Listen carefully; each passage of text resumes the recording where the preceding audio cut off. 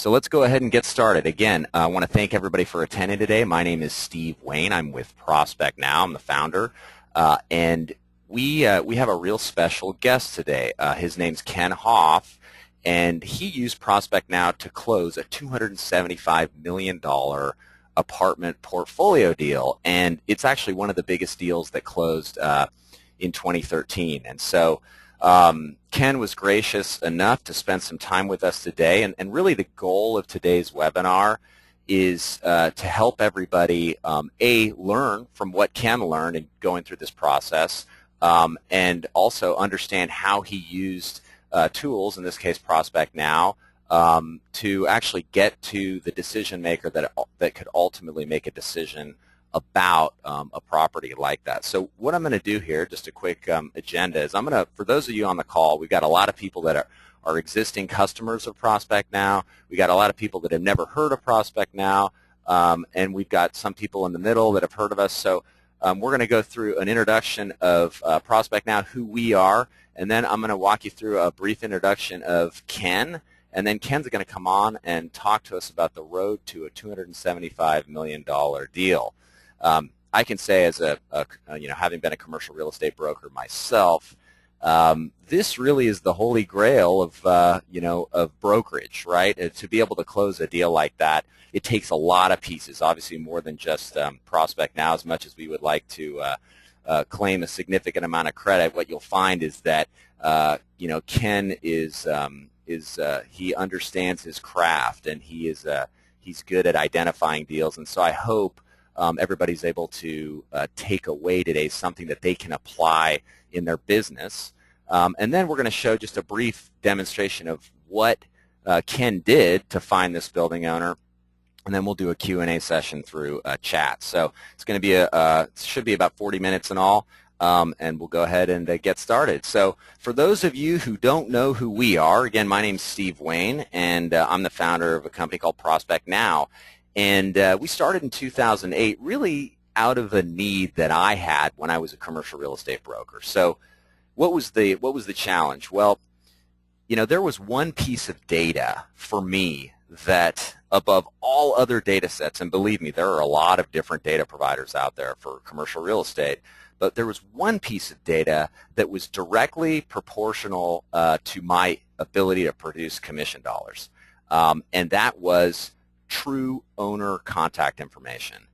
So what I found is that if I didn't have this, all of the other data, comps, lease data, vacancy rates, all of the data that I grew and collected over time as a broker was irrelevant if I couldn't sit down with somebody and talk to them about it and see how I could help them, right? So necessity is the mother of invention, and we started in 2008. Since then, we've just been having staggering growth. The last 12 months have been unbelievable. Our investors include Dennis DeAndre, the founder of LoopNet, so we're really happy to have him on the team. And we've got over 2,000 customers and a footprint in virtually every major brokerage company out there. So that's a little bit about who we are. And in terms of why we built this product, it's real simple, right? We exist to answer this question, right? How can we find the actual decision makers who want to do business with us? And the key is who want to do business with us, because we're not in the business of raw doing extra work or additional telemarketing or what have you.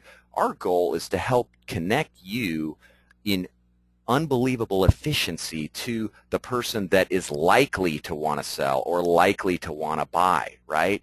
And that's the key piece. And so, again, when I was in the business, I guess you could say I was the guy in the middle here. There were a lot of different data sets that I had to get, and I'm sure a lot of people on the call are familiar with this, property data, but the owner on title is an LLC, so I got to go and find corporation data from another place, and then, but that doesn't have the email or the phone number, so now I got to go to another place. But, what's the vacancy of the building? Are there tenants in there? So now I got to go to another place.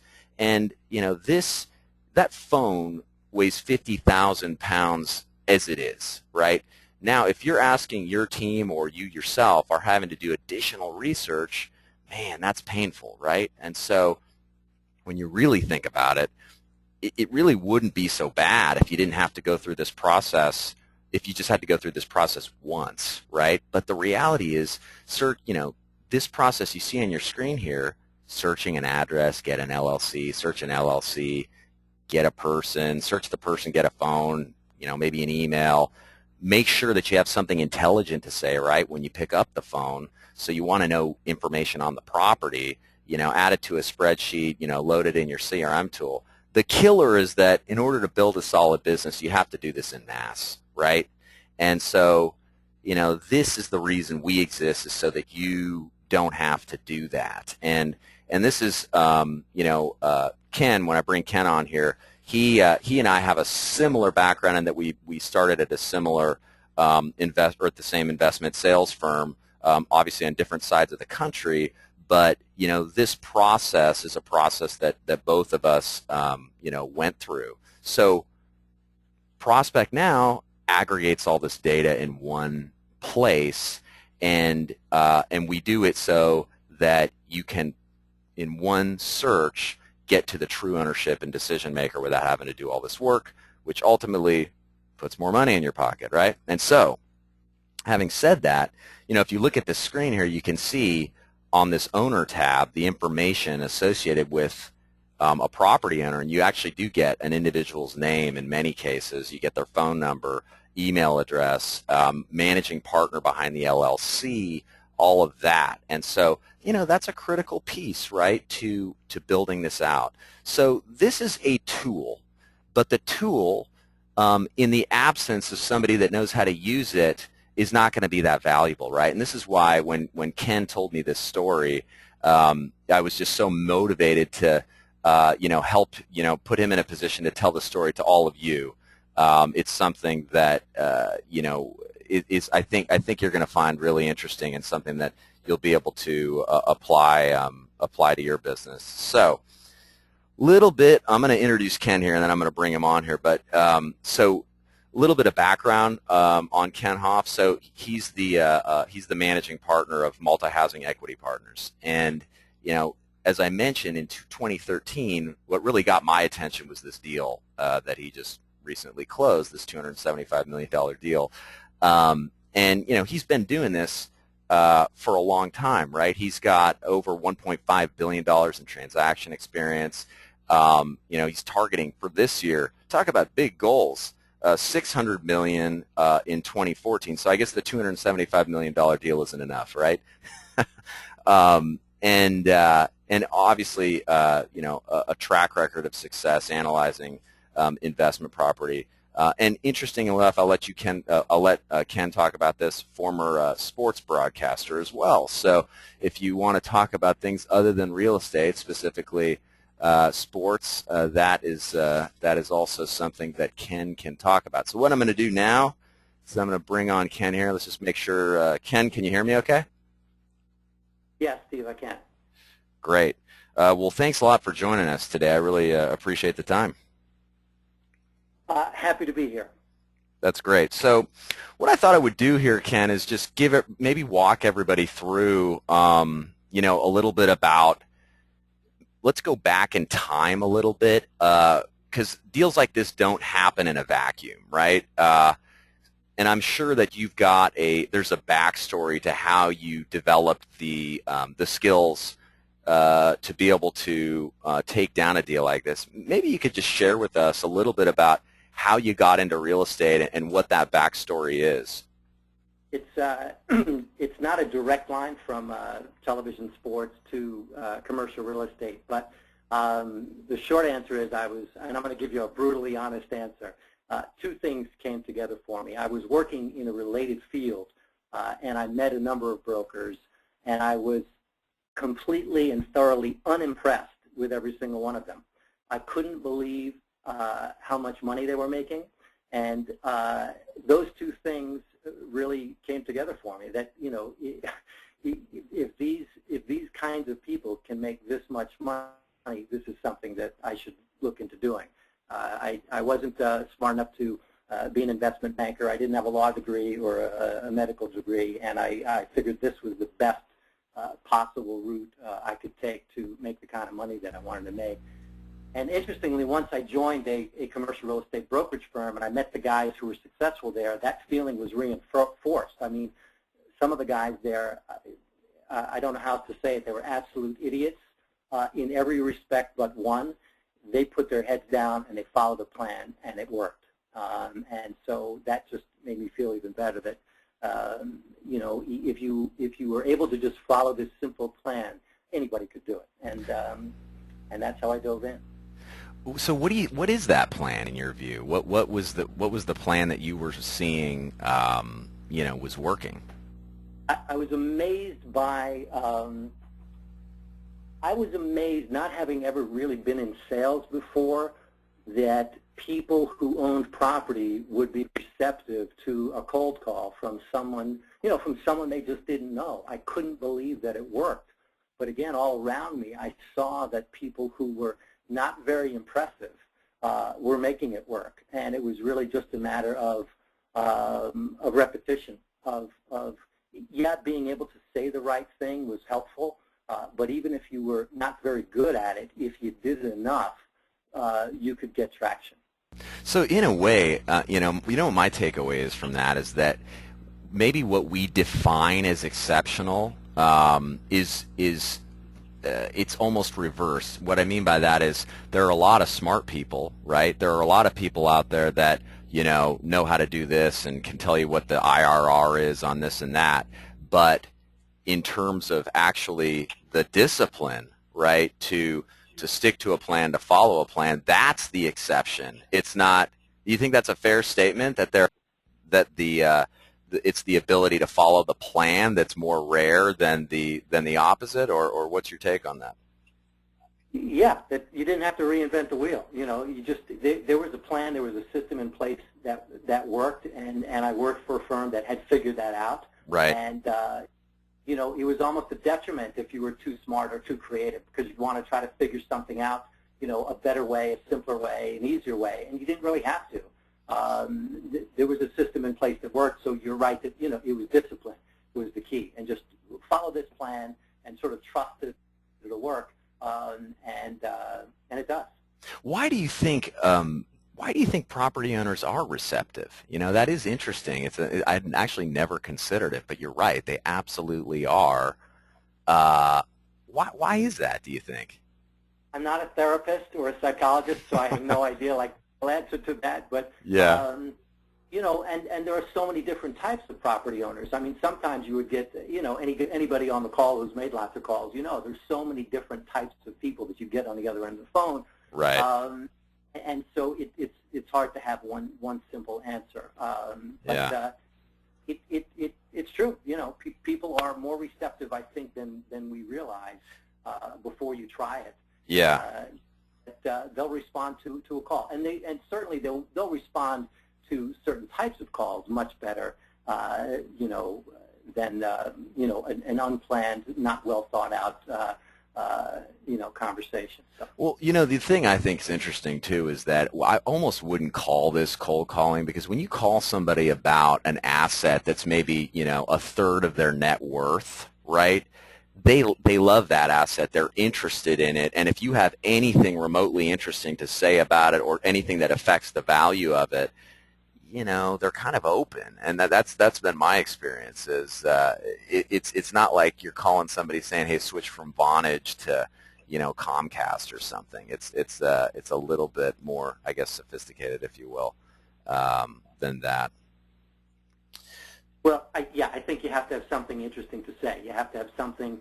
You have to bring something to the table. You have to realize that most of the people that we all call are getting lots of phone calls every day from all kinds of people, not just brokers, and you've got to bring something to the table for them to want to talk to you. Otherwise, you're just another guy bothering them. So. Yeah. So what I think is interesting, when you and I were talking before a little bit about this, you know, you and I spoke about 18 months ago, right, when you were in the process of breaking out and starting your own firm, right? And I think a lot of people on the call are interested in that. I'm sure there's a lot of entrepreneurs on the call. You know, so you did the investment sales thing for 11, 12 years, is that right? Yeah. Okay. So So take me through the decision-making process, when we spoke, of how that process happened, because this is ultimately what led, right, to this deal that you closed last year. You closed it under your own company, right? Yeah, not as a broker. I'm no longer a broker. Right. I'm a sourcing person. I lead up acquisitions for a private equity group. Got it. To answer the question, I mean, which I guess was, how it came to be to make that jump from brokerage to what I'm doing. Right. Brokerage was always a means to an end for me, like it is, I think, for a lot of people. I knew I wanted to own property, and the same thing that I noticed about brokers, if you remember what I talked about earlier, I found to be true about property owners. I couldn't believe, and I'm going to call them idiots again, I couldn't believe the idiots that I met who were owners. Now, of course, not all of them were. Some of them are extremely smart. But I could quickly see that it was not rocket science to buy a building, fix it up, raise the rents, and sell it, and make a small fortune, or just keep it, refinance it, pull your money out, and enjoy the cash flow. So, I wanted to learn the business inside and out, and then eventually move on to the investment ownership side of the business. And something had to happen for there to be a specific trigger, and I was starting to formulate this idea, I think from day one. But one day, a guy in my office, a colleague, another broker, he came over to me, and I'll tell you the story of what he said in just a minute, but I came to realize that there was this gap in the marketplace that I was perfectly, as a broker, suited to fill. And I almost hesitate to discuss it because as an investor, now I don't want any more competition that I already have for deals. But I'll tell you anyway, perhaps there are people listening that want to come work for me, so they can contact me afterwards. But so here's what happened. This guy came over to me. He said, Kenny, there's a boutique private equity firm here in the city, and they want to really increase their acquisitions, and they don't have an acquisitions department. They'd like me to come and open and run an acquisitions department for them. And Kenny, I'd like you to come and run it with me. Will you? And I said yes, like immediately. And I realized later that day how quickly I said yes. And so I looked back on it and I realized I must be ready to go if I'm, if I answered that quickly. That particular situation didn't work out. We investigated further that particular private equity group, and they said they had this appetite. We kind of looked into their access to capital. We tested them on a few deals to see if they really indeed would pull the trigger on the kind of deals that they described, and it wasn't right. And I also realized at the time, going through that process, that I didn't want to be partners with this guy anyway. But the whole process got me to thinking, again, that there was, to me, and this is the crux of the business plan, again, sharing my little secret, was that the private equity world was made up of, again, oftentimes at that level, some very, very smart people. They had lots of smart guys on staff, financial analysts, guys with MBAs and law degrees and a financial background, et cetera. They could analyze deals and model things, things I couldn't do, but they did not have a proactive sourcing strategy. The market to them was whatever came across their desk from the 5 or 10 brokers that they were in touch with. So these firms, especially in New York, and they're like that. There are firms like this all over the country. They were again large pool of capital they had access to, constantly calling brokers looking for deals, but that was it in terms of their proactivity. They didn't have that brokerage mentality, the discipline that a broker has, that they were unwilling to get on the phone and call people they don't know. There was nobody in these private equity firms that would pick up the phone and call another owner and look for deals. And I started to just formulate this little plan, and I tried it out by presenting the idea to a bunch of smaller firms that I knew, looking for really a home for me, to see who I could partner with that was receptive to the idea. And without fail, every single one of the groups, and I went to half a dozen, were receptive to it and loved the idea that I would come and be there, do this proactive sourcing campaign for them. And then it was just a matter of me partnering with the right group. Right. So in a sense, you were putting, you had to choose the right partner there, right? Because you know, you had to make sure that they could close, they had the resources, that they had a track record, all that stuff, because at the end of the day, you were effectively exclusively working with these guys. Is that right? Correct. I mean, I could be free and do whatever I wanted to do, and I Right. could then, but then I would just be kind of an independent broker, and I didn't want to be. I wanted to be the sourcing and acquisitions guy or the sourcing and acquisitions firm exclusively to one other firm. And whether I partnered with another firm or formed my own entity, which is what I wound up doing, and that was really for fee purposes as much as anything else. Yeah. I just wanted to do it with one group. So the concerns that I had were, it wasn't starting a company, because I'd done that before, and so that in and itself wasn't a concern. I had concerns, as you're saying, in the planning stages, but almost no concerns by the time I was ready to pull the trigger and do it. But during the planning, the concerns were, could I actually find the properties that this particular private equity firm wanted? Would the equity partners actually pull the trigger on the deals that they described? Right, right. When a buyer tells you the kind of property he wants, you can list about 5 or 10 bullet points, but that only broadly describes the property. When you get down to it, will they actually pull the trigger? And for me, it was, it's not like being a broker where if he didn't buy it, I would just go on to the next guy and the next. I had to make sure that they, would pull the trigger. And I saw that they had closed a couple of deals that made me believe that they were real. Their expectations were realistic. My other concern was, would I be able to negotiate a fee structure and an equity participation that I wanted? Right. And I didn't leave the brokerage until and begin this business until I was as sure as I could be about all of these things. And obviously, there's no guarantee, but at some point, you've got to take the leap, and I just left and did it. And that is when I think you were maybe a few months or a month or so prior when you and I spoke, and you had been using ProspectNow in a brokerage capacity before, right? Is that right? Absolutely, yeah.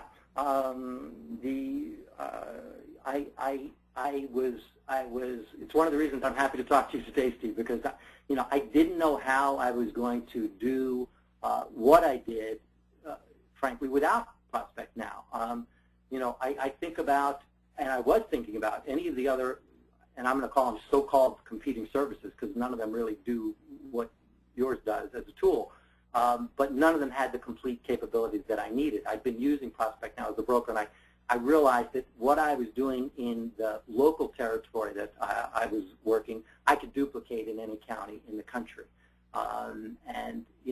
I think, I don't know if I had told you this before, but, two things stood out for me, Steve. Number one was the name of your company, because it couldn't be more accurate, because you can immediately begin prospecting. When I started as a broker, you were forced to spend 6 months building a database. You do it from various sources. You do it with pen and paper. Then you'd enter all that data into a contact management program, which, of course, by the time you did that, some of that data was already outdated. And as a broker, you're looking to make money as quickly as possible. So it was a crazy system, and that may have been the policy of the firm I was in. But, even if it wasn't, without your tool, it takes much longer to get going and keep going at a pace that's necessary. And the second thing that I loved about the product, and it's really simple, but the sheer brilliance, I think, of including a notes section in your product, that your research tools are now combined with that. So the database management tool is all in one, and literally 60 seconds after I logged on the first time, I was dialing the phone with a property in front of me, all the info about that property and the owner in front of me. I had a notes section, I had a map and a street view, and and now my notes, over time, they become my own Google search that 6 months later I can enter a few keywords in the search of my own contact manager, and I can find exactly what I need. So, more specifically, the data itself, I was in New York, and the strategy I was looking to pursue was to buy apartments in a number of different cities around the eastern third of the country, and the competing products either lacked the depth of info, or they were just too expensive, or both, and again, none of them had the database management. So, at first I tried downloading a list of properties, with some basic owner info into an Excel sheet, and, then I was thinking I'd have to transfer that to an ACT, program, or REA type, data management, and I was feeling like, it was hard to realize how this was all going to work, because I'd also have to have a map open, and then I just, suddenly realized that I could use ProspectNow, and that was like it opened up, literally, it opened up the whole world to me, and a world that I couldn't have otherwise have accessed. It really was, Steve. It was a key that said, I can do this. You know, I can leave and go do what I need to do. Yeah, that's really great. I think that's just you know, I think that's really exciting. So you know, in a way, do you think that it kind of helped in terms of giving one other layer of confidence in terms of you breaking out and doing this? Did it have a role in that capacity? Honestly, Steve, I don't think, I don't know if I would have done it without it, or it would have taken me longer, or I guess you're right in the way you put it. I would have had a lack of confidence in how I was going about doing it. Again, it was an Excel sheet with a list with a name of a property and this, you know, and a city and state and a name of an LLC were my 5 columns in my Excel sheet. Right. That was all I had if I didn't, you know, have ProspectNow. So, well, you know, it's funny, Ken, to hear you talk about this, because, you know, when I look at it, I go back and I look at when I was in brokerage, and you know, it's kind of it was almost a selfish thing in a way for me, because it was like, I want to build what I want, right? In a way, I was building it for myself, right? I heard Mel Brooks say that he was talking about comedy, and he said, I tell the jokes for myself first, and then the audience comes along. And I love that, because that's actually how the product got built, because I built it for myself first.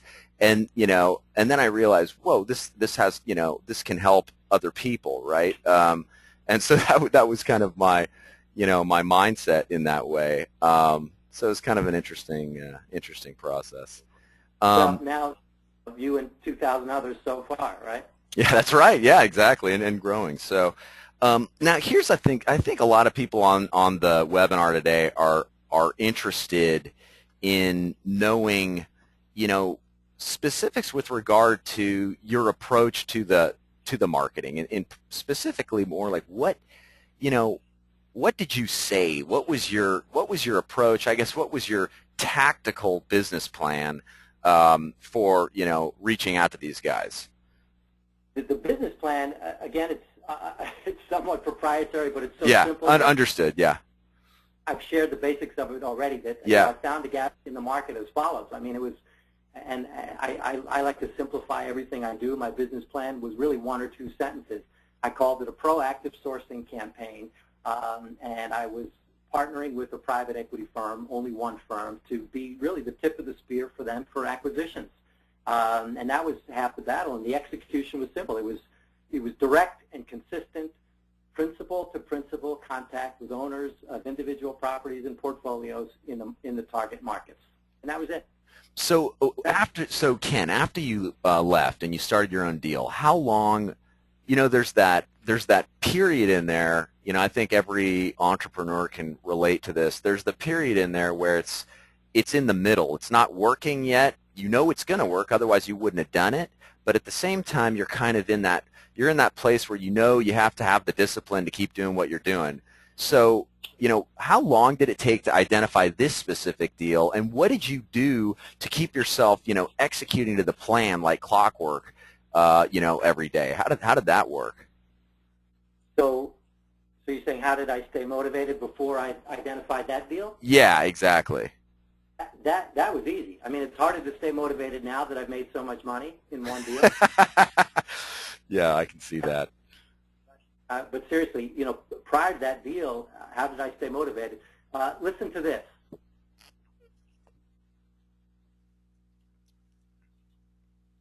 You hear that silence? You start a business. You build a website. You get your phone systems all worked out. You buy your furniture, and day one, you're sitting there at a desk, and the phone isn't ringing.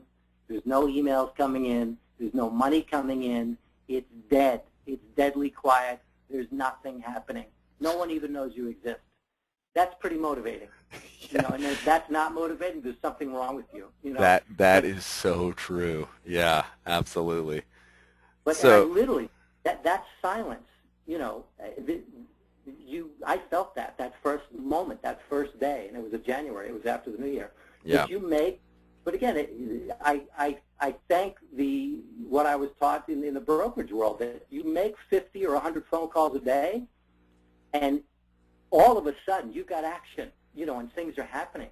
Right. And I will say this, the attitude I took was the first call I made, I acted as if Multi-Housing Equity Partners had been in business for 20 years, that we had all the money in the world, and that we were doing this just because we had fun doing it.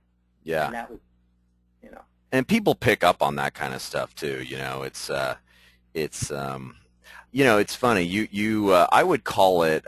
The word I would use is confidence, because confidence, it doesn't necessarily mean. I would take maybe a more diplomatic approach in that I wouldn't say that there's a lot of people out there that are idiots. I would look at it and say there are that you looked around and you said, hey, you know what? I can do this. I can do this better than this guy. You know what I'm saying? And that, belief, if you will, is something that, man, when it shows up, I don't know where it comes from, but when it shows up, it's something to be cultivated, right? And, I'm sure, everybody wants to say when you close a deal like this or when you have a big win, oh, you got lucky, right? But they don't look at all of the discipline, right, going backwards in your career and a lot of people's, careers. It's never an overnight thing, right? It's one of those things that just takes that discipline. And I do think that is exceptional. I think that discipline is exceptional. I don't see it everywhere, and it's something that certainly is something to be valued. That particular phone call, I think you once asked me about that call and what I said. Yeah. Yeah, I did get lucky that particular call, I mean, it was serendipitous that particular call happened to catch this guy, but literally that was the 5,000th phone call I had made. So that part of it wasn't luck. Yeah. Yeah, exactly, because of all the other calls that were made. So now I got to know. I'm dying to know. Okay, and when you picked up the phone on that, was there anything magic, or was this just the standard process being applied in repetition? It's a little of both, but honestly, the first thing I said when I was on the phone with this guy was thank you, because the first time we actually spoke on the phone, it was him calling me back. I had simply left him a voicemail. And oh, interesting. He'd returned my call basically saying, yes, we'll sell you a portfolio. So, I do realize what you're really asking, though, and it's more trade secrets. But yeah, I had left him I had left him a 59-second voicemail, and I timed these out because I always wanted my voicemails to be less than a minute. The reality is, the majority of my first attempts to reach people, since they don't know me and they're a CEO, and that's all I usually call, is that I'm leaving a voicemail. So you really, as much as, brokers will role play in the office, having a carefully crafted voicemail message that you can leave is of utmost importance. And I'll say this, I'll get callbacks over 90% of the time. I've heard it repeatedly from guys that call me back that they'll say, they get calls all the time from other investors, and something about what I said prompted them to call me back. And I'll say that I not only sourced this deal with one of those calls, but it was a similar call that sourced the operating partner for the portfolio, and that operating partner also wound up being a co-investor with us on the deal, and it was the same kind of call. Wow.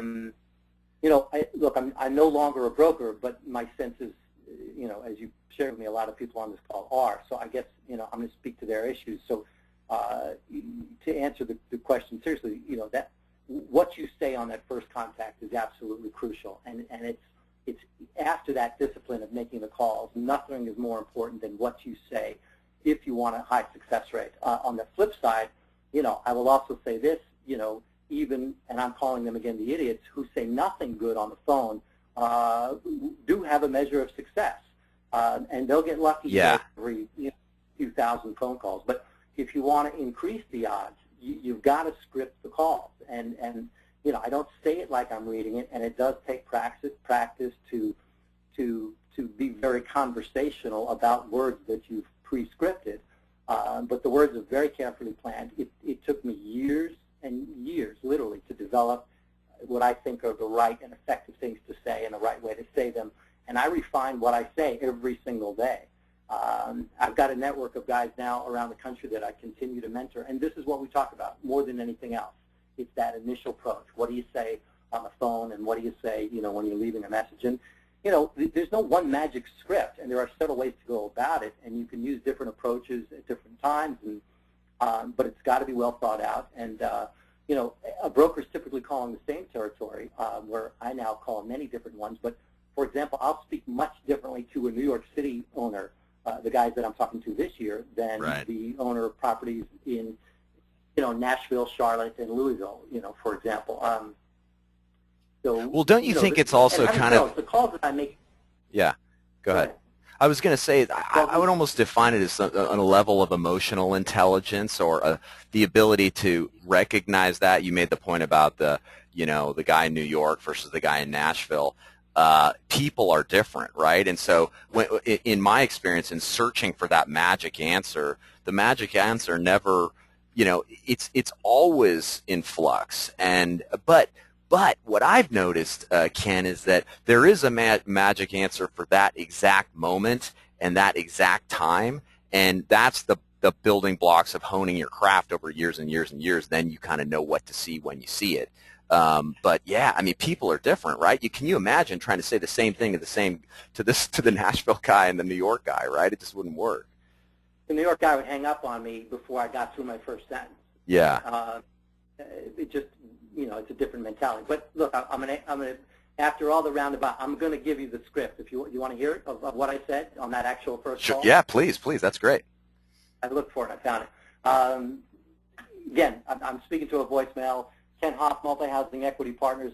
My partners and I are seeking larger multifamily acquisitions, not only single assets, but entire portfolios. We're looking in certain neighborhoods and certain markets, including some of those where you currently own.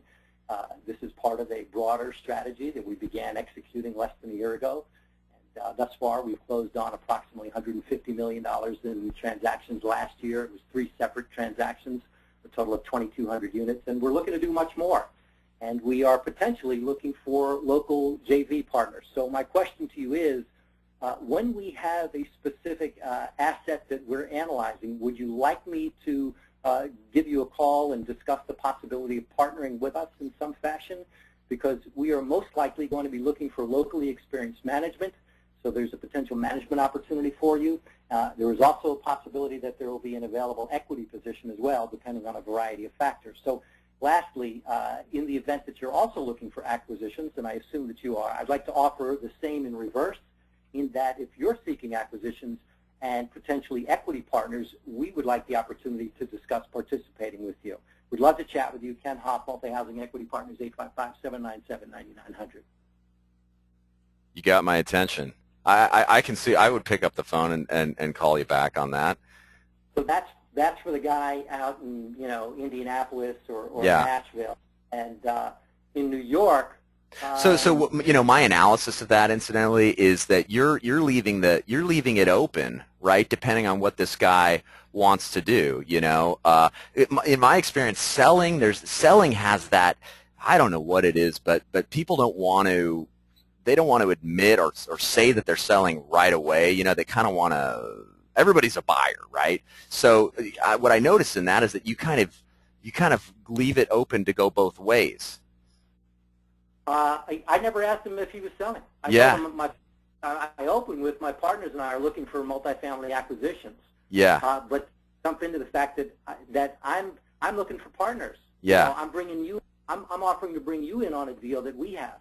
Yeah. Most of these guys they have their own management operations. So, and again, I realize I'm saying different things than a broker would say, but you can take something from it, I'm sure. Right. So every broker though has a few guys that have that they've done repeat business with that are their go-tos, and so I mean I had a script that was kind of focused on the guys that were legitimately looking and had cash or were in an exchange, and so it's in that sense that that angle of it I think could be applied.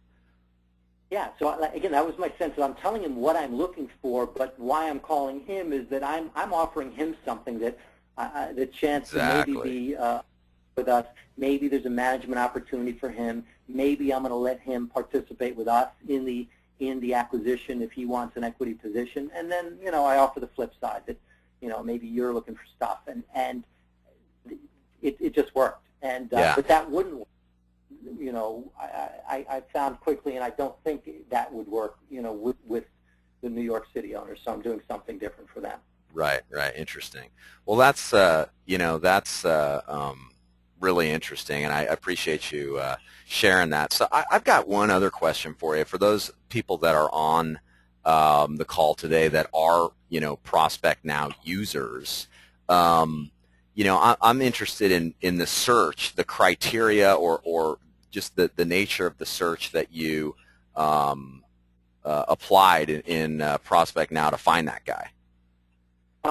It's brutally simple, ridiculously simple, and it's two criteria. I mean, that was it. Of all the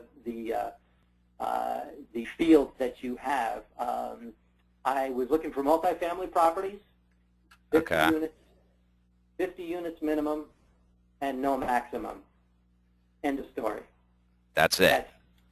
That's it. You know what I think is interesting about this is that when you and I were talking before, you mentioned to me, hey, Steve, I'm not a super power user on ProspectNow. I use it, and this is what I did. And I actually think that the take-home message for me on that is that you don't have to be a power user, right? I mean, what you've just outlined is simple to do, right? In fact, I'll just, so you just selected multifamily here and then 50 plus? I got rid of condos because I don't want any of those, and I didn't Yeah. want any mobile homes, and I didn't want any single-family residents. So just apartments. Apartments, in one county, yeah, whatever. And it was 50 units and up. Yeah. Yeah. Okay. That's great. And so then what? You just went through the list, huh? Contact owner and. On the bottom of your screen there, your different fields. I picked the number of units as a customized field. That I field. wanted Got it. there. Yep. And I sorted it just from largest to smallest. Just got it. So you added in number of units here, and then just got rid of things like I didn't care about the owner's zip code, for example. I don't need that now. Right. So here you go. Number of units. Yeah. And then where was it? Was it in Florida? Was that the first deal, or was it? That was in Florida. Yeah. The property the portfolio actually didn't even include the property that I found him on, but it was in Florida at the time. Oh, that's interesting. Yeah, that's great. Well, outstanding. I think that's basic, right? If nothing else, that's a search that anybody can do. I just pulled it up here in our neck of the woods, right? This is just around our office. That's 750, 50 results. So, having said that, well, I really appreciate the time today, Ken. I think there's a lot of valuable information that people can take away from this. And what I want to do now is, Ken, do you have a few more minutes to spend with us? And maybe I'll open it up for some questions that people can chat in, and I'll ask you a few questions from the audience. Sure, happy to. Okay, great. So, if you have a question. What you can do is you can just chat it in here, and there's a ton of people on this call, so please forgive me if I don't get to you, but I'll do the best I can here, and hopefully we can make some progress here. So one of the questions was from Noble, and he asked the question, well, how did you identify, obviously you weren't just in New York here, Ken, so how did you identify your target markets? That was not my decision. That was part of what attracted me to the equity firm that I partnered with, that they had crafted a strategy, and I admired and agreed with their strategy. And that's a great question, but the strategy that this private equity firm had was that they wanted to invest ahead of the institutional capital by going into secondary and tertiary markets that had solid demographics and good market fundamentals and growth momentum or other market drivers, hospitals, universities, a strong corporate presence, good lifestyle, that kind of thing.